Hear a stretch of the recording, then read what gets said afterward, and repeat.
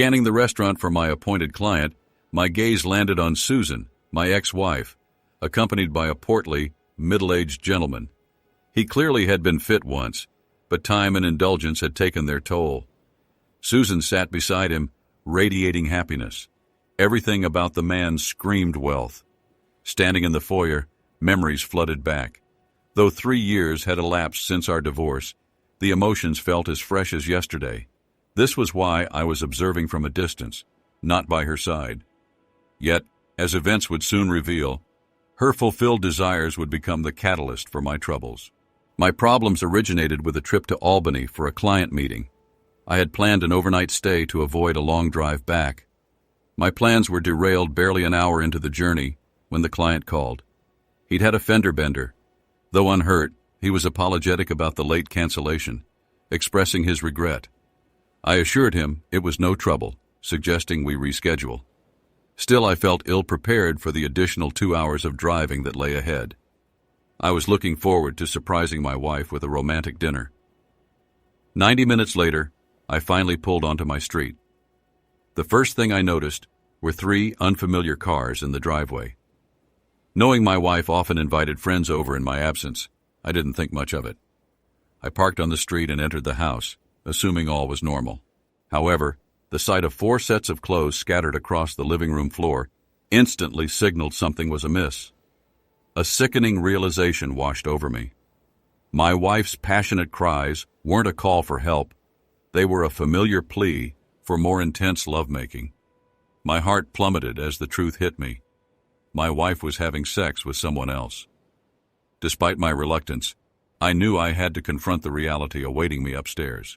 Reaching the top of the stairs, I heard my wife's primal screams.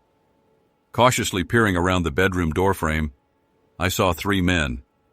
2 were strangers, but the third was unmistakably her boss, Jeff Davis. To my horror, they had my wife engaged in sexual acts. My disgust for Jeff deepened as he praised her, acknowledging her help with his business clients.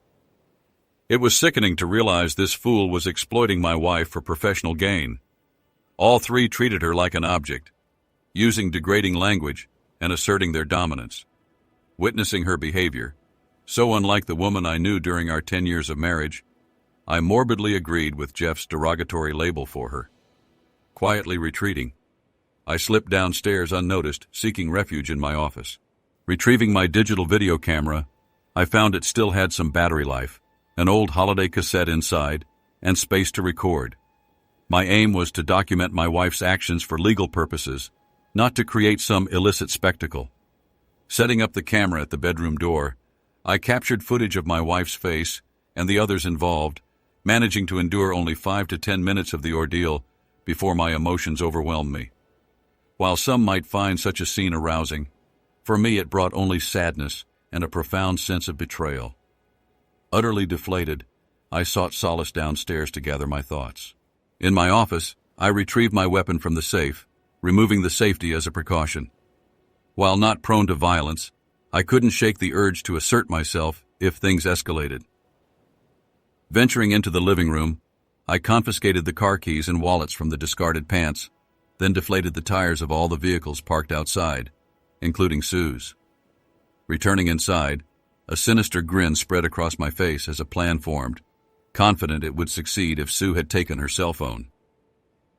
Spotting it on the bedside table during my recording, I readied my camera, positioned myself discreetly behind the stairs, and dialed her number. After several unanswered attempts, she finally picked up. The silence in the house suggested she had warned the others to be quiet. Sue, breathless, inquired, "Hey, Bobby, how's Albany?" The faint chuckles of the men in the room were audible. "You seem winded. Are you okay?" I feigned concern. "Yes, had to hurry upstairs for my phone call," she replied quickly, composing herself. "My client canceled, so I'll be home shortly. Interested in dinner?" I asked calmly, though internally I seethed. "Heading home now?" she asked anxiously. "Sounds good. Just need to get ready." "Bye. See you," she hurriedly replied, ending the call abruptly, leaving me with a knowing smile, aware of what was about to unfold. In just a minute, As anticipated, 4 completely naked individuals began descending the stairs into the living room. The men dressed quickly, and Sue also hurriedly tidied herself as they all rushed out. Sue slipped on shoes and a jacket, glancing outside, hoping they'd depart before she did. Had she been less excited, she might have noticed my car parked on the street. The men all started shouting at her simultaneously, prompting Sue to step onto the porch to listen. At that precise moment, I slammed the front door shut and locked it behind her.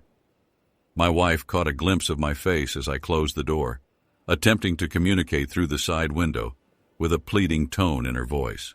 The time for discussion was over. The other men returned to my porch, banging on the front door, demanding their belongings. Anticipating their intentions, I dialed 911, reporting an attempted break-in. The dispatcher informed me a neighbor had already called, providing my name and address. I awaited police assistance, which arrived promptly just 2 minutes later. After the police questioned my wife, I approached the 2 officers and informed them that my wife had been mistreated by the men present, demanding their arrest. This sparked immediate reactions from the men, who began shouting that they were invited, and she consented, denying any mistreatment allegations. Everyone, including myself, turned to Sue, waiting for her response. She avoided eye contact and admitted, in a subdued voice filled with shame, that she had invited the men into the house, engaged in intimate activity with them, and wasn't mistreated. She acted of her own volition. The men seemed relieved to avoid assault charges. Shortly after, 2 more police cars arrived, and they recorded everyone's names for their report. The senior officer then addressed me, suggesting that since my wife invited these men, and they were all over 18, there was little legal recourse. He recommended counseling or similar assistance, delivering the remark with a disdainful glare towards my wife. I instructed the police to call a taxi and informed them that Mrs. Thomas would not be allowed back into the house that evening. One of the men called a taxi after discovering their flat tires. They also attempted to accuse me of stealing their belongings, but I refuted their claims to the police. Turning, I walked back to the porch where Sue remained with them until the taxi arrived. I stood there, my eyes flashing with anger. Despite my fury, my wife bravely approached me, unaware of my rage and the firearm I carried. She may have fled had she known. "Bobby, I'm deeply sorry." She attempted to speak, but I swiftly interrupted. "You've shattered my heart, and I'll never forgive you. Jeff called you a strumpet, and honestly, I think it's fitting. Henceforth, I'll refer to you as such and won't use your real name again. If you ever need to communicate with me, do so through Tad." With those final words, I retreated into the house, locking the door behind me, leaving her standing there. She hurried back to the group in tears, and Jeff moved to console her. She rebuffed his embrace, which oddly brought me some solace. However, my fleeting satisfaction soon waned. Upon returning to my bedroom, the scent of sex pervaded the air, further enraging me. I erupted in fury, ransacking the entire room. Hauling the mattress, I hurled it onto the front lawn. Retrieving my toolbox from the garage, I disassembled the bed, tossing its pieces outside along with the mattress. Returning to the bedroom, I seized Sue's cell phone from the floor, scrolling through her contacts and messages. Predictably, I discovered repugnant emails, photos, and even videos of unfamiliar men engaging in sexual acts with her. Examining the images, it was evident she was acquainted with them. I chuckled bitterly at my former attentiveness to her, realizing those days were long gone. I carted all the boxes from our bedroom downstairs, depositing their contents in separate piles on the front lawn. Proceeding to purge her belongings from the guest room, I encountered an unexpected revelation. Moving each dresser drawer outside, as I had done with the bedroom items, I encountered resistance with the last bottom drawer. Fueled by anger, I forcefully yanked it, hearing a telltale crack.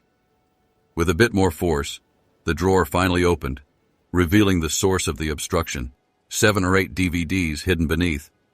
I accidentally cracked one of the plastic cases, but fortunately, the disc remained intact. My heart sank once more as I examined the discs. I didn't think I could feel any worse, yet I did. Descending the stairs, I scrutinized the titles on the discs, which only intensified my distress. Arriving in the living room, I arranged everything on shelves for closer inspection. The first disc depicted Sue with her close friend Sarah at Sarah's residence. Sue often assisted at Sarah's gatherings in Avon, typically held on Tuesdays and Thursdays. It seemed they engaged in intimate activities with various individuals at her house. As I watched the footage over several hours, tears welled up, halting only at the sight of the final 2 discs. The first showcased Sue with her tennis instructor, a service I funded. She attended lessons every Saturday, returning too fatigued for intimacy later in the evening, which now became clear. The second disc revealed Sue engaging in sexual encounters at her workplace, specifically in the boardroom, with Jeff, her boss, and Jeff's superior, Bill Evans.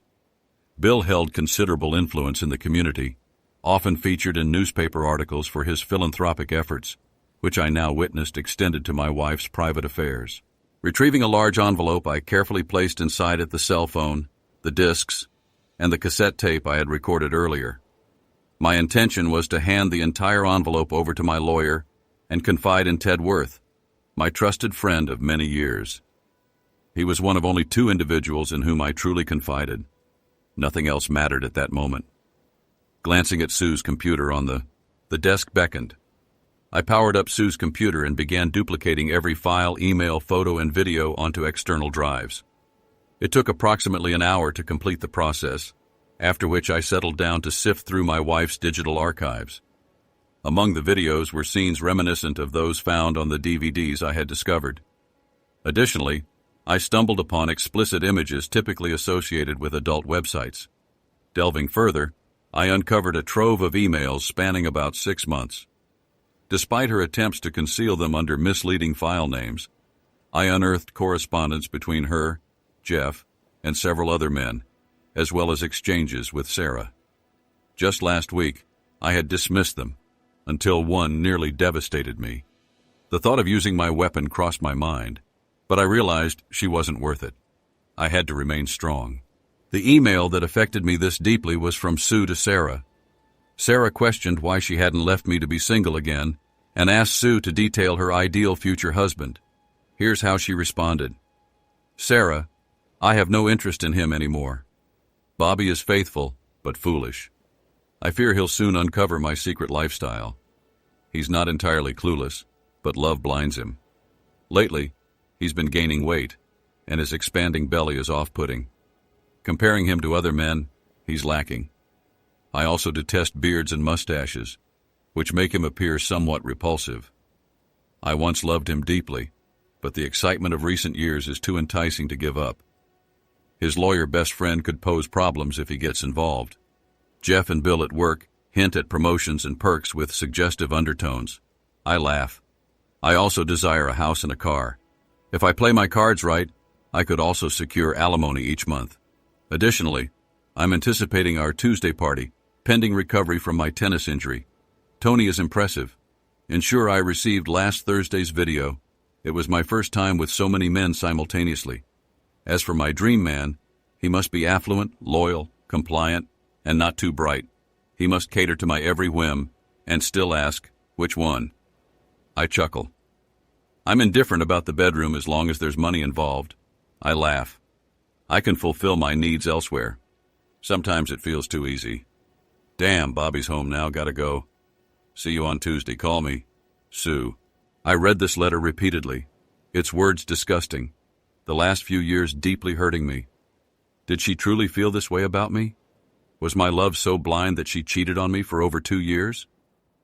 Afterward, I retired to bed and fell asleep on the sofa. The next morning, plagued by restless sleep, I called in sick to work. I reached out to my close friend and lawyer, Ted Worth. Mary, Ted's secretary, answered the phone. I'd known her almost as long as Ted. I urgently requested a meeting, but she informed me he'd be tied up in court all day. Mary, inform Ted that I need to meet him in his office in an hour.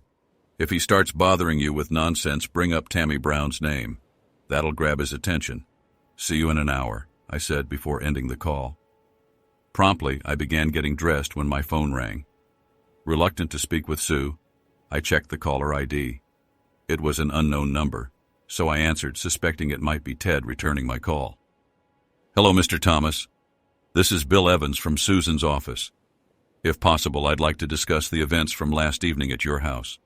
Could we meet today in my office to clarify the situation for all involved?"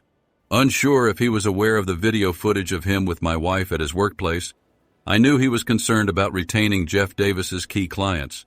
My wife and Jeff were valuable assets to him, and he likely didn't want to lose them. Additionally, he was surely worried about negative publicity for his company and himself personally. "Mr. Evans, I have an important meeting this morning, but I'll call you back on this number before noon to arrange something for today," I assured him calmly. I conveyed it as though he was reasoning with me. He was in for a surprise. As I stepped out, I glimpsed what resembled a bizarre yard sale. The broken bed and Sue's clothes were still strewn about. An elderly neighbor waved, wearing a curious expression. I knew I'd become the talk of the neighborhood. As they say in the news, it was a suburban sensation. In the city center, I grabbed a bite to eat before heading straight to Ted's office. Mary brewed a cup of coffee for me. Lots of cream, no sugar. We had a long history together. "Holy crap, Bobby. I don't know what you've got on Tad, but I mentioned Tammy Brown's name, and he instructed me to clear his schedule for today. I could use a month off," she quipped. "If you want to know who Tammy Brown is," she added jokingly, "you'll have to ask Ted." "By the way, where is he?" I inquired. "He said he'd be here right away. He needed to reschedule his meeting with the judge for today's court hearing," she informed me. Just then he walked in. "Holy crap, Bobby. Tammy Brown? You must be in big trouble for mentioning that name to me. Come into the office and let's talk. Mary, don't patch me through to anyone right now." Tad quickly interjected. I grabbed my coffee, and he shut the door for privacy. I recounted the events of the previous evening and shared what I had discovered about Sue's new lifestyle. Then I handed him the envelope with the evidence I had gathered. And finally, he spoke. He listened attentively to my story without interruption. I could see the legal gears turning in his head as he processed the events from the night before. I informed him about Bill Evans' request for a meeting today.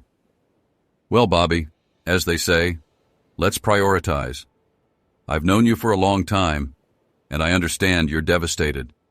Is there any chance for reconciliation with Sue?" he inquired.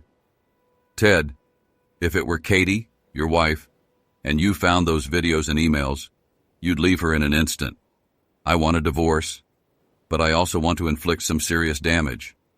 I'm not going to quietly accept this betrayal," I confessed. "Okay, first, we'll sue Tony and the tennis club.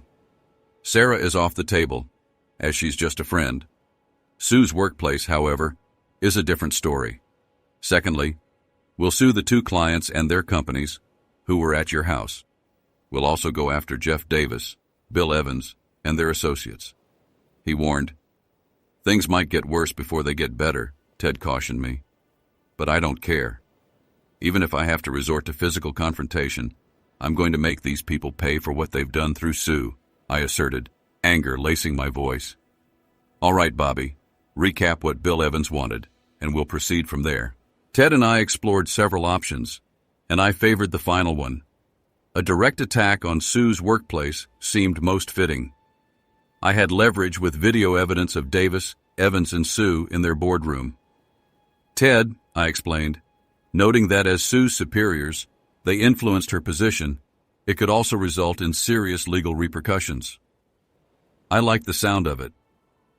Ted also hinted that once Bill Evans realized what evidence we had, his stance would change, likely resulting in a settlement offer. "If it's less than $2 million, he can forget it," I remarked firmly. "I'll tell you what, Ted, make it $2.5 million. I've seen your legal bills before," I joked. "Come over tonight at 7 p.m. Katie will whip up a fantastic dinner for us. You could use a break from home," I insisted. I promptly scheduled an appointment with Bill Evans for 2 p.m. Following this, Mary peeked into the office. "Ted, they're calling you on line 1, she informed him. "Mary, I told you no calls," he snapped, visibly agitated. "Sorry, Ted, but this is Susan. She wants to talk to you, and I thought you might want to answer," Mary persisted. Sorry, Mary. It's going to be a long day, and it's just getting started. Does she know Bobby is here? He inquired. Not that I know, Ted, she replied. Tell her I'll talk to her in a minute, he said more calmly, as Mary promptly exited to the reception area. Well, I bet she's already discovered that her cell phone, computer, and all her DVDs are missing. I bet she was furious that I dumped all her belongings on the front lawn, along with our bed, I informed him. Wow, you really had a busy evening. Let me handle this conversation, and please refrain from intervening. As your lawyer, I need to clarify a few things right now, he indicated to me, connecting the call. I started to overhear a one-sided conversation, but I could almost discern what she was saying to Ted without hearing her words. Hi, Susan. This is Ted. Yes, I already spoke to him. Bobby is a stand-up guy and my friend. I thought you, of all people, would have his back instead of betraying him. No excuses, Sue. I'm not in the mood. Yes, I'll represent him. He has strong arguments. You know this won't be pleasant, right? I'll talk to him, but you've shattered a man who was always faithful and deeply loved you. I doubt he cares about your opinion. My advice is to get yourself a good lawyer. You'll need one. Yes, Bill Evans scheduled an appointment for 2:00 p.m., though I don't think you should attend. Listen to me, Sue. If you even attempt to eavesdrop outside the office door, I'll advise Bobby to leave, and things will escalate. It's better to wait and keep yourself composed today. I know he put your belongings out on the lawn, but just as you can invite strangers into your bedroom, he can remove your possessions from the house. Frankly, I'm surprised he didn't resort to violence last night. Yes, he was armed, but for self-defense purposes. Remember, he believed you were in danger of assault. It's in the police report. I can't say for certain, but if it were my Katie, I'd likely be in custody right now. I think he acted out of anger, given the circumstances. Regarding your computer, cell phone, and any other missing items, you'll need to speak to the co-owner of the house. Perhaps he left them on the lawn along with your clothes, and someone took them. I've handled all the escrow paperwork for the house, and you both have equal rights. How you exercise these rights is up to each of you. Ted responded that he would inform him immediately and advised Sue sternly to remain where she was and let Bobby stay in the house until things were resolved, as it wasn't safe for her to be there with him at the moment. He then told Sue not to push it and expressed his temptation to punch her in the nose. He instructed her to stay with Sarah and promised to be in touch, asking her lawyer to contact him once they've retained one. Tears wouldn't sway Ted now, as he was not only Bobby's legal counsel, but also his friend. He stated that her tears wouldn't move him, and that he could be ruthless when necessary, which seemed to be one of those times. He expressed regret that she would witness a side of him only his enemies see, and warned her that she wouldn't like it. Ted concluded by instructing Sue to keep her distance from Bobby and remain in her office for the time being, as he wanted nothing to do with her. Glancing up at me, Ted asked, "Did you catch most of that conversation?" His tone tinged with sadness. I confessed to my friend that I did catch most of it, expressing my wish to confront her face to face and express my true feelings. I admitted that I didn't think I could bear the pain of seeing her again, at least not yet. "I have a couple of requests for you, Bobby," he said, his demeanor shifting instantly to one of positivity and optimism. "First, hand me those tapes." Tad indicated for me to retrieve the videotapes from the envelope, those from the previous night, the ones featuring Tony at the tennis club, and the footage of Sue with Mr. Davis and Mr. Evans in her office. After handing him the tapes, he instructed me to invite Mary to join me for lunch. I gave him a puzzled look, to which he promptly responded in kind. "I think it's best if I review them myself, to spare you any further distress before our meeting at 2:00 p.m. Moreover, I don't believe watching this material would benefit you right now. I don't want you to be upset before our meeting with Bill Evans."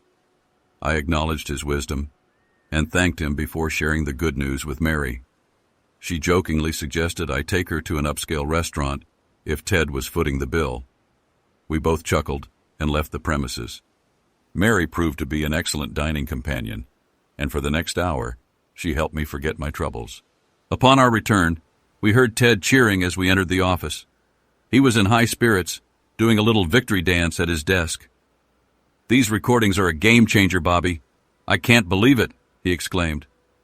My expression turned bittersweet, and I think he finally grasped why. "Oh, Bobby, I'm truly sorry. I didn't acknowledge the significance of these videos. I know Sue's actions have deeply hurt you. I was just excited about what I uncovered," he apologized sincerely. "Bobby, come over here. I need your eyes on something." Ted beckoned me, and I complied, positioning myself behind him to view his screen. "Did you watch the entire video Tony shot at the tennis club with Sue?" he inquired. "No, I only managed to skim through some of it last night. It was tough to stomach without feeling the urge to lash out, or worse," I admitted honestly. "Well, brace yourself. Towards the end, just after Tony and Sue finish, they attract a small crowd. In the men's locker room. Yes, the tennis club's locker room. I hate to say it, but she let the other men who were watching join in after Tony. I'm not telling you this to upset you, but to shed light on this guy right here," Ted explained, pointing at the screen on his desk. The individual he was indicating was an older man, disrobed and in a towel, with long gray hair and a walrus-like mustache. He asked if I recognized him. Ted hit play on the video, and I saw him discard the towel, revealing a substantial package any man would boast about. The issue was, he went straight to my wife and engaged in intercourse with her. The next moment, she was surrounded by 5 more men, eagerly awaiting their turn. I recounted, "Ted, I have no clue who this guy is, but I presume you do," I responded, trying to maintain composure. "Bobby, this is ammunition for our meeting today. At the tennis club, at 16 Nasi," he informed me, his excitement palpable, as he explained his strategy. I grinned when I heard his plan. Besides being my friend, Ted was an exceptional lawyer. I was relieved to have him on my side. This time, we departed his office for downtown, armed with a portable DVD player, some printed photographs, and legal envelopes. Upon arrival at Sue's building, we proceeded to Bill Evans's office on the top floor, with Sue's office located 1 floor below. After waiting in the reception area, we were eventually ushered into Mr. Evans's lavishly furnished office. Just before entering, I sensed someone observing me from the hallway. I glanced in that direction and caught a glimpse of the woman before she vanished around the corner. "Guess who?" I thought to myself, relieved I wouldn't have to confront her today. We stepped into Bill's office, adorned with opulent furniture and decorated with plaques, awards, and photos of him with various notable figures. The thought crossed my mind, had he ever brought Sue here? At that moment, my disdain for Mr. Evans intensified more than ever. I introduced Ted and took the lead in the conversation. "Hello, Mr. Evans. This is my friend Ted Worth, and he'll be joining us for the meeting you scheduled today," I informed Bill as we exchanged handshakes. "Mr. Thomas? Bob, I thought this was meant to be a private meeting between you and me," Mr. Evans inquired. "Well, I decided to bring Ted along. Anything you have to say to me, you can say to him as well," I stated firmly, without opening it up for discussion. He accepted Ted's presence and directed his remarks solely at me, disregarding Ted. This brought a smile to Ted's face. I anticipated what was coming next, but allowed Mr. Evans to speak first, before we burst his bubble. "Bob, may I call you Bob?" Bill asked. "Absolutely, no issues. In fact, I thought it might be beneficial to have Jeff Davis present at this meeting too. I'm not sure if it's feasible, but it concerns him as well," I informed Mr. Evans. After a brief pause, he pressed the intercom button. "Julie, inform Jeff that I require his presence in my office immediately. Tell him to drop everything and come here right away." "Understood.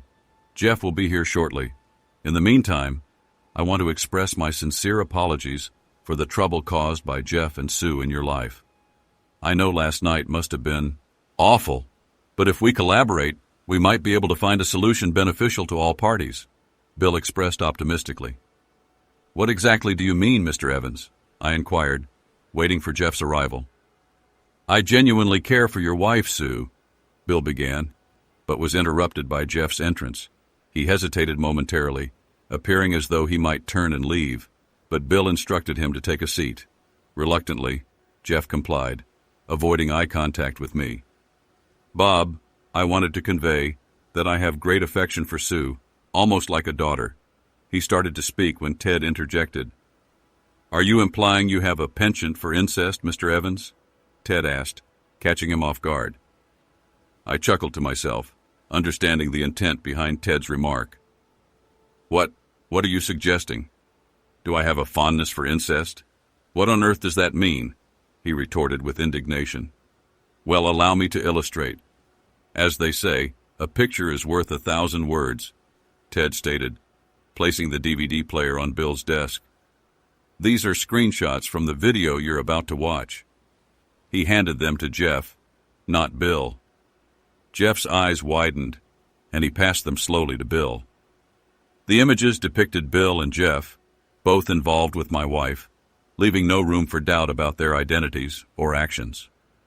I even suspected Bill recognized his own boardroom table, where he and Sue had engaged in their activities. "Jeff, are you seriously telling me that you were foolish enough to record this on video and distribute copies?" Bill queried, nearly speechless. It was evident that Jeff was currently unable to provide a response and appeared completely dumbfounded. "Well, Mr. Evans, here's how it's going to unfold. Oh, and just to clarify, I'm Bobby's attorney, as well as his friend. So let me outline what we expect and how we expect you to address it," Ted informed the shocked audience, thoroughly relishing the moment. "Firstly, Sue retains her position without question. Bobby believes she'll require employment, and she seems to fit in quite well with everyone here." He directed this statement to Bill, accompanied by a subtle wink. "Secondly, Mr. Davis is no longer part of the equation here. Sue stays, and he exits," Ted declared to Bill, gesturing towards the flabbergasted Jeff. "Thirdly, we expect you to present us with a monetary offer that respects our intelligence. We'll entertain your initial proposal and provide a yes or no response within 5 business days. We anticipate taking legal action within 2 months, possibly sooner, if necessary." Before they could interject, Ted initiated the video playback, swiveling the screen for Bill's viewing. It depicted both men engaging in sexual acts with my wife, repeatedly, in their boardroom. Jeff didn't need to watch, given his involvement in the video recording. Bill simply observed, his mouth agape. I could sense his mind working overtime, contemplating how to salvage his business reputation, family life, and most importantly, finances. I knew action would be imminent. "Jeff, after these gentlemen depart today, we'll need to have a serious discussion about your future employment here. I'll consult with my legal counsel to negotiate a settlement that satisfies you, to some extent. You both comprehend the potential repercussions for our business if this information were to surface prematurely," Bill mused aloud. "Don't fret, Mr. Evans. We'll maintain your confidentiality until we receive a serious proposal from you. However, I wouldn't rush to terminate Mr. Davis's employment just yet. He may possess additional copies of the video, providing him with leverage if we fail to act. You and Mr. Davis can address this matter independently. Oh, and just so you're aware, both of you could face legal consequences for engaging in relations with an employee, directly impacting your employment status and prospects," Ted cautioned them as we both rose to depart. Ted reclaimed the DVD player and the photographs we had brought along. We exited just as Bill and Jeff seemed poised for a private discussion. I approached Ted with a query, but he gestured for silence until we were outside. I hadn't noticed my wife lurking around the corner, attempting to eavesdrop on our conversation, but Ted had. The last thing I heard was Mr. Evans barking into Julie's intercom, "Get Sue Thomas here immediately." I grinned, anticipating an intriguing encounter. Bill would soon discover that I had discovered his DVD in our home. Once outside, I inquired why he had given Jeff an escape route by suggesting he use his own videotape against Bill. "Divide and conquer, as they say," Ted explained. "It's better if they don't act as a united front, but rather each for themselves. That way, if Bill makes a half-hearted offer to us, we can play them against each other." Tad also noted wisely that Jeff and Bill have families and attend church. Despite their behavior depicted in the videotapes, they're not keen on rocking the familial boat at present. As I departed the building, I realized it would now be remembered as the site where my wife betrayed me, rather than the esteemed workplace she once inhabited. It saddened me to think about it. Ted's words snapped me back to reality. All right, let's grab a beer before our next rendezvous at the tennis club at 4:00 p.m. We could both use a drink right now, and there's something I need to discuss with you, though I'm not quite sure how yet, Ted mentioned, as we drove across town toward the tennis club. We stopped at a quaint bar/restaurant adjacent to the tennis club. Ted ordered 2 beers and began speaking to me.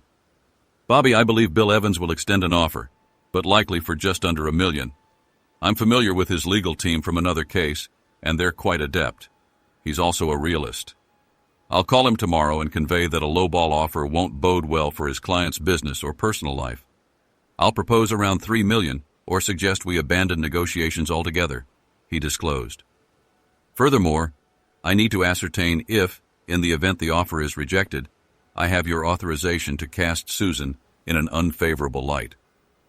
I won't hold back for anything.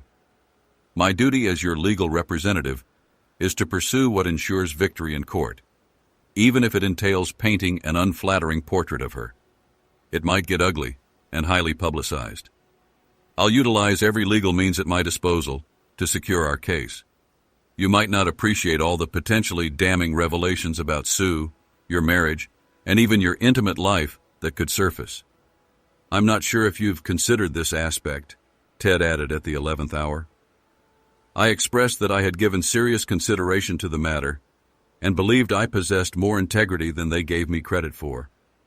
I mentioned that, if necessary, I was willing to proceed, but I preferred to explore the financial offer route first, which I hinted at to Ted. Ted agreed and suggested starting by evaluating what Bill had to offer. He assured me that if Bill's offer was unsatisfactory, he would handle all the necessary paperwork promptly. Additionally, he mentioned leveraging his newspaper contacts and friends at 3 local news stations. He said they would be willing to obtain footage and images, even if they needed to censor the explicit content with blue bars, as they say in sitcoms. Ted, you've consistently been there for me, and I trust your judgment. I just wish this whole mess never happened. Being an oblivious husband was more enjoyable than being publicly humiliated by a cheating wife. Nevertheless, you have my authorization to take whatever actions are necessary. After all, I didn't initiate this debacle, but I'm determined to conclude it soon, I expressed with frustration in my voice. Understood, Bobby. No problem. Now, let's discuss the material for our next meeting. This guy, Mr. Harry Ryle, is the owner of the Ace Tennis Club. This is the guy I pointed out in the video in my office. He's indicated that he'll likely adopt a laissez-faire attitude, asserting that adults will be adults, and he won't intervene. Even Tony, the tennis coach, might be dismissed for appearance's sake only, to be rehired later. Tony's quite popular at the club, particularly among female members. Keep in mind, Bobby, that while men primarily pay club dues, women are also stakeholders. This dynamic will be pivotal in your interaction with Mr. Ryle. He briefed me on the situation. We arrived just in time, and it was evident that Mr. Ryle and Ted didn't see eye to eye. Their animosity was palpable from the outset. Mr. Ryle spoke to Ted bluntly, signaling the meeting's conclusion. Mr. Ryle, this is Bob Thomas, he said, nodding in my direction. And his wife is a member of your club. It has come to our attention that Tony Simba, your tennis instructor, was having an affair with Mr. Thomas's wife.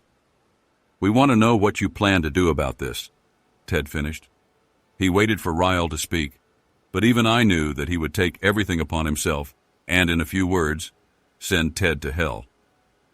Listen, what 2 consenting adults do behind closed doors, in their own time, is none of my business, Harry Ryle informed us. And as for you, Mr. Thomas, if you can't satisfy your wife in the bedroom, don't come crying to me and blaming me if she strays. There are plenty of unhappy spouses who frequent the Ace Tennis Club. Some keep returning for the personalized attention my staff provides them. "If you catch my drift," Harry said, winking at me. I felt the urge to lash out at him, but Ted restrained my wrist and quietly advised me to stay composed and follow his lead. "You see, Harry, you're assuming this occurred outside the club, without the owner's knowledge and consent. It's presumptuous of you to make such assumptions," Ted confronted him, pulling out a DVD player and placing it on his desk. Ted pressed play, directing the screen towards Harry. It was evident from his reaction that he didn't like what he saw in the video footage. Before Harry could respond, Ted interjected. "Harry, you, with full awareness, and with your colleague's complicity, took advantage of a paying member of your club, Mrs. Susan Thomas, a married woman whose dues were paid by Mr. Thomas, who is now a dissatisfied customer. That informed the silent Mr. Ryle. When this information surfaces, every dues-paying man will want to know if his wife is engaging in similar activities while he foots the bill. I'll have to subpoena everyone present in the locker room that day. Married men may not be pleased with you about this," Ted added, adopting an almost storytelling tone. "Furthermore, there's the issue of reasonable expectation of privacy when filming in the locker room, Harry. Once I'm through with you, your club won't retain its community reputation, and your bank account may suffer as well," Ted asserted for added persuasion. "So, here's what we're after. A substantial offer from you, and prompt action. Doing so could spare you considerable inconvenience and financial loss," Ted concluded, as we observed Harry Ryle weighing his options. "Ted, you're still a real piece of work, but I can't argue with your reasoning. I'll contact you tomorrow with my offer. If I comply, all tapes will be returned to me and remain confidential. I'll also willingly terminate Tony's employment now. Now, if that's all you legal extortionists came for, get the hell out." Harry Ryle dismissed us as Ted retrieved the DVD player with a grin and powered it off. "Oh, and say hi to Tito Martin," Ted remarked to Harry before exiting the room. "Go to hell, Worth," was all Harry could retort. Ted chuckled all the way back to the parking lot. "That was quite the adventure. Now we wait for suggestions," Ted informed me as we headed to his house for a delightful homemade dinner. By week's end, Bill Evans had offered nearly $2.7 million to retain Sue as his employee. Jeff Davis, after naively handing over all his tapes to Bill Evans, found himself out of a job. Bill simply terminated him, leaving poor Jeff with little recourse. I went after the two fools who were with my wife the night I caught her with Jeff. They happened to be two of Jeff's major clients. Neither of them wanted any publicity, whether for their companies or themselves, so each of them offered me $1 million to keep quiet. Harry Ryle refused to make any offer and suggested we take legal action.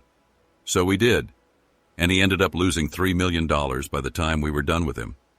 His club suffered a mass exodus of members, and he was compelled to relinquish ownership. He likely thought he could evade consequences, but the judge wasn't impressed with the footage from the private locker rooms, nor with the infidelity. I granted Sue a house and a car, as she desired, without having to pay a cent in child support. I only encountered her twice in court. Both times, I greeted her as Strumpet, which brought her to tears. I often pondered why she cried now, but not before causing such turmoil in my life. I came into more money than I ever imagined, thanks to following Ted's advice. The pain still lingered, haunting me to this day. All the trials of that dreadful year rushed back in an instant. I hadn't realized anyone was addressing me until I snapped out of my flashback and heard the restaurant manager inquiring if everything was all right. Unsure how long I'd stood there, lost in thought, I shook my head to clear it and returned to the present. "Apologies. Just reminiscing about an old issue once I saw the group I came to meet. Thanks again," I explained to the manager, noticing the curious glance he gave, reminiscent of how people regard an elderly person lost in reverie. I made a beeline for my ex-wife's table.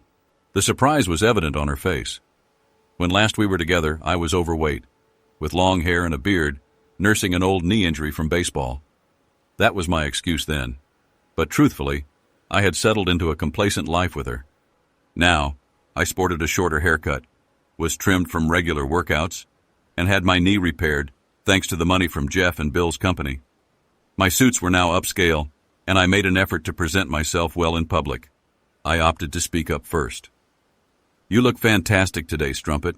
Almost forgot how stunning you could be," I remarked, intentionally provoking a reaction. I knew exactly how to push her buttons. "My name is Susan, Bobby.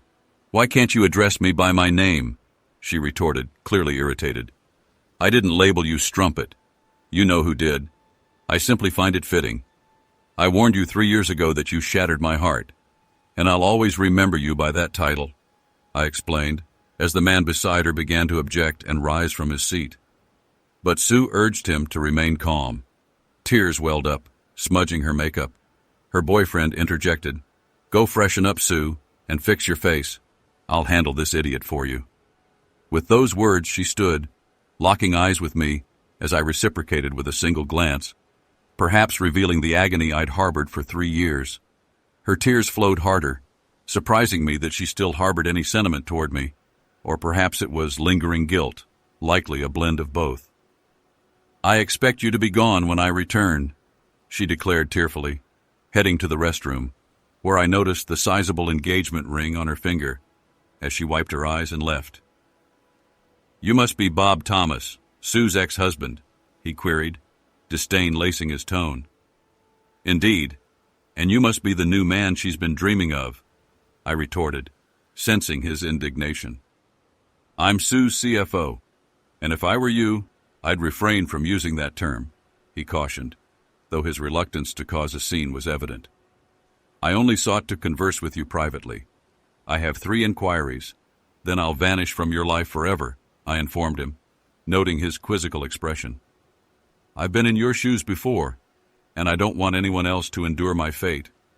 I suppose the Strumpet painted me as a lousy husband, abusive, or neglectful, or a womanizer," I remarked, knowing precisely what she'd conveyed to him. "But I'm not here to salvage my reputation in your eyes. Honestly, I doubt it would serve any purpose. First off, does Sarah still host her Avon gatherings at her place on Tuesdays and Thursdays?" I inquired. "Sue assists Sarah with her decor sales on Mondays and Wednesdays. It seems your memory is a bit faulty," he snapped back. "All right then. Does she still take tennis lessons on Saturdays?" I pressed. "Sue swings a racket on Sundays. You seem to have a hazy recollection for someone married to her for so long," he remarked triumphantly.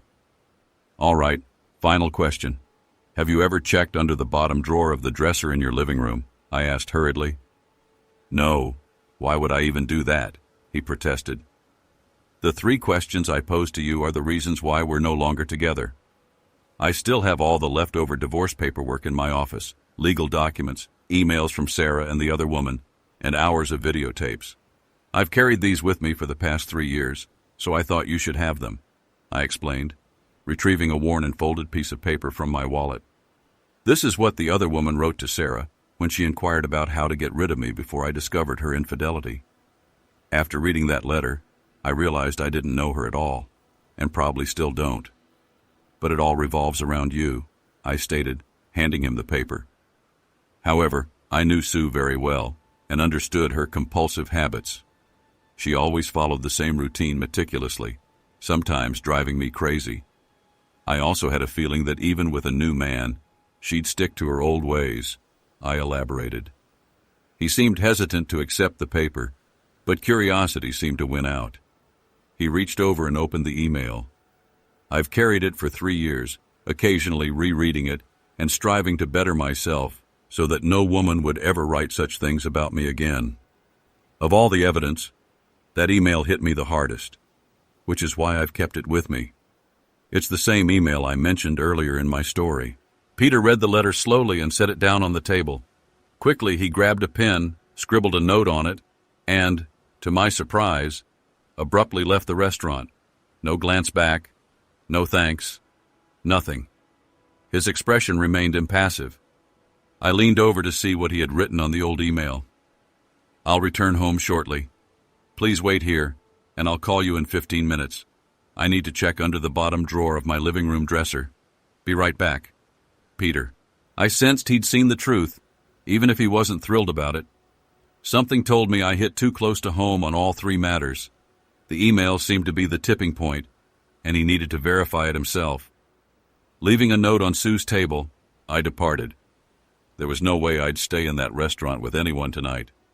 Back in the foyer, I phoned my client, who didn't mind rescheduling the meeting since they were running late anyway. Before leaving, I glanced once more at the table. Sue returned, searching for Peter. Sitting down, she noticed her old email and Peter's note below.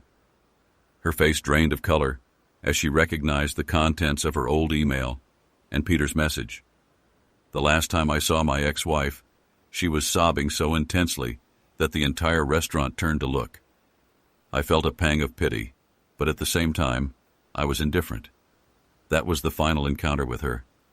I still wonder if Peter found something under the dresser drawer. Sue's tears indicated he might have.